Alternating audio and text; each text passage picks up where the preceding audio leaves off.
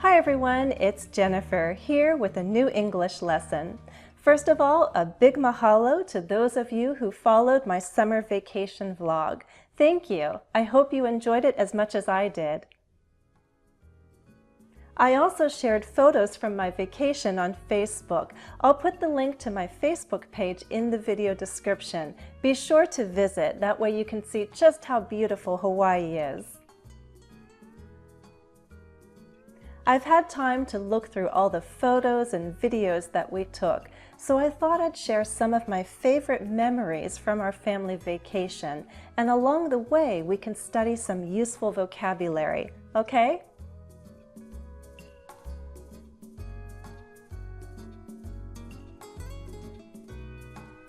On June 29th, we flew to California. We took a 6-hour flight from Boston to LA. This was our first visit to Los Angeles, and we didn't have much time, just one night, so we all agreed on one destination, the Hollywood sign. That's where I did my first live stream. On June 30th, we arrived in Kona on the Big Island, that's in the west. We stayed at a resort in Waikoloa Village.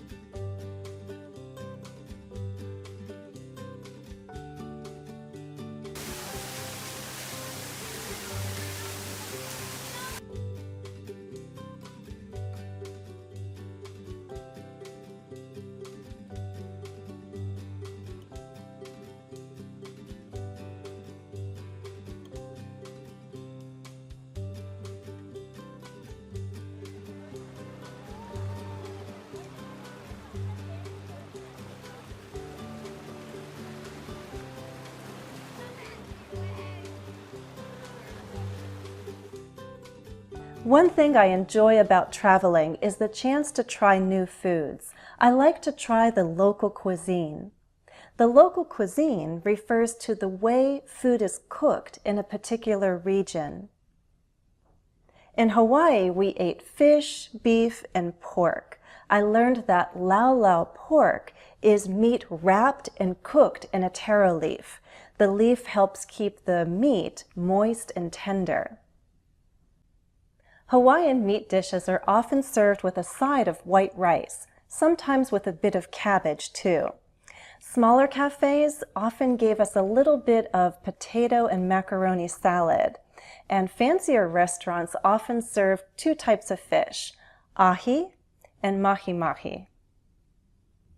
My husband and I are big fans of Japanese food, so at the markets that cater to Japanese tourists, we ate our fill of tempura, miso soup, sushi, and other yummy dishes. Our children were able to find their usual favorites like hot dogs, pizza, and chicken strips. When stores and restaurants cater to certain people, they provide what those people want and like. If you eat your fill of something, then you get enough. You get plenty. My son ate his fill of pizza while on vacation, and my daughter ate her fill of sweets like Hawaiian shaved ice. You know, the funny thing is that as an English language teacher, I think it should be shaved ice with an ed ending, because someone shaves the ice for you. It's shaved, just like we can get crushed ice. But oddly enough, most of the signs in Hawaii advertise shave ice. Well, shave or shaved ice, it's a yummy treat. Have you ever tried it? Maybe you could even make it at home if you have the right tools. While we were still on the Big Island, we drove across the island to the east and visited the Botanical Gardens. That's near Hilo. Well, just down the road from the gardens, there was a small local cafe, and we got some Hawaiian shaved ice. It was so big and it was on top of this little cup that as we were eating, it just fell over onto the table. But it was so yummy that we decided to eat from the top down to the table. We didn't touch the table, but we were eating from the top because it was so yummy and we didn't want it to go to waste. And it was funny because as we looked around, the same thing happened to other people. And they did the same thing.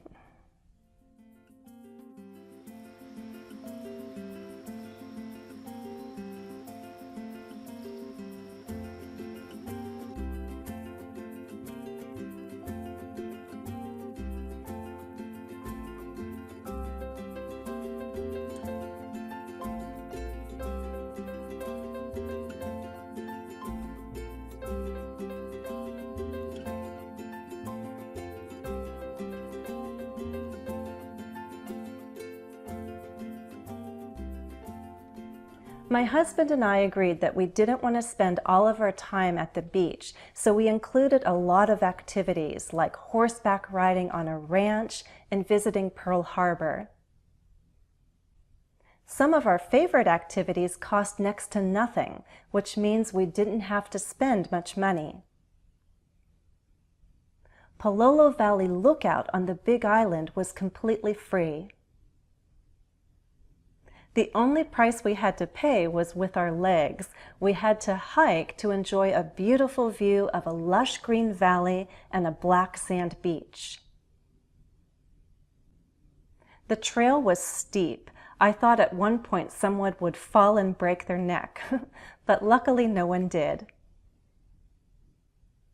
Sometimes mothers can be overly dramatic, and we express our worry about the danger of falling by saying things like, "Be careful, you can fall and break your neck."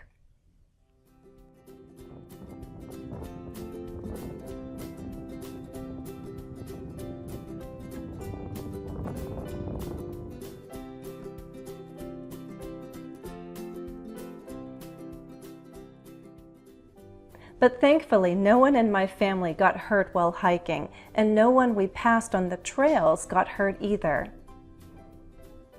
And that's a good thing because along the trail, we passed ladies in pretty summer dresses and cute little sandals, and I thought they made a poor choice of clothing for a strenuous hike. But I'm not the fashion police, so.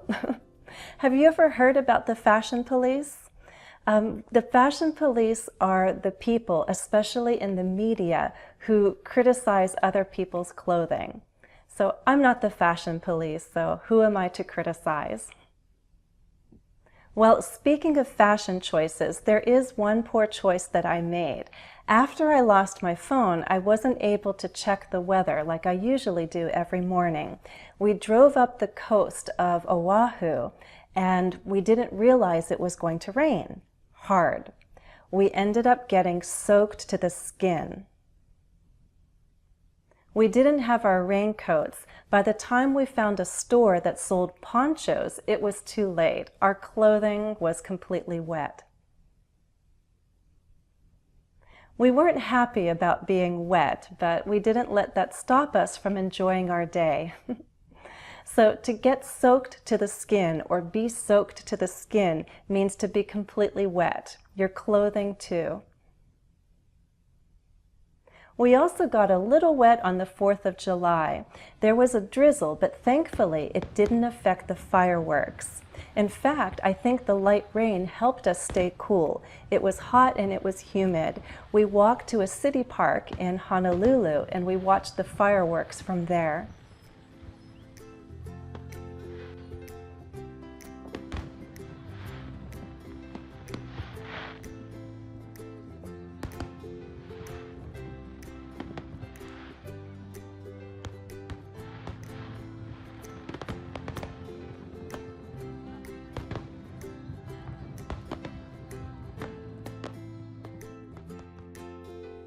We spent 4 days on the Big Island of Hawaii, and then 4 more days on Oahu.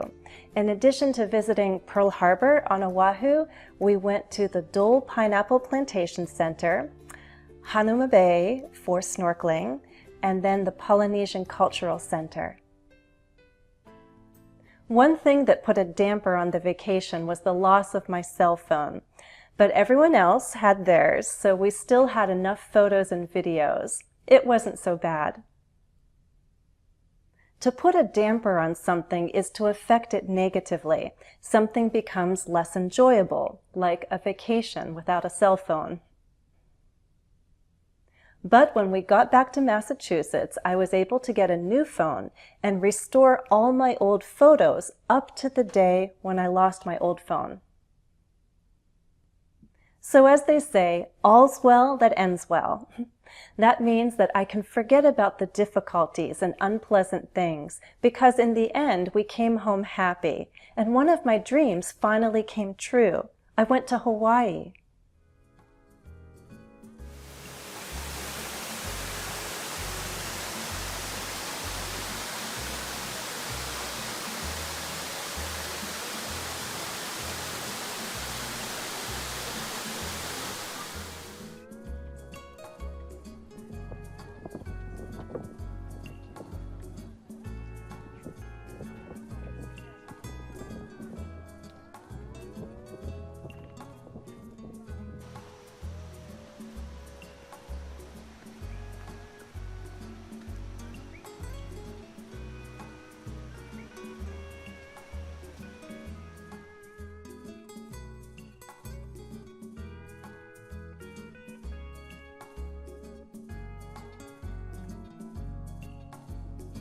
Once more, here's the vocabulary you can learn from this lesson. Local cuisine. Cater to someone.